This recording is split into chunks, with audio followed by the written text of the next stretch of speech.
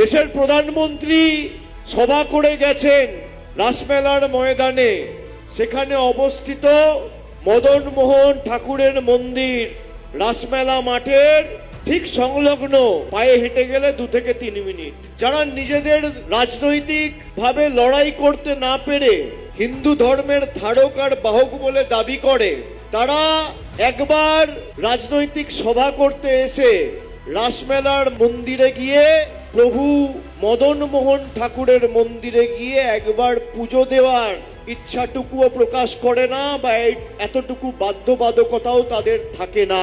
অন্য সময় যারা ধর্মকে ঢাল করে রাজনীতি করে, আমাদের সবার উচিত কুচবিহারে পা রাখার সাথে সাথে প্রভু মদন মোহন ঠাকুরের মন্দিরে গিয়ে পুজো দেওয়া, তার দর্শন করা। দেশের প্রধানমন্ত্রী বিজেপির হয়ে ভোট চাইছে হিন্দু ধর্মকে ঢাল করে, কিন্তু মদন মোহন ঠাকুরের মন্দিরে যাওয়ার একবার ইচ্ছাটুকু তার ছিল না।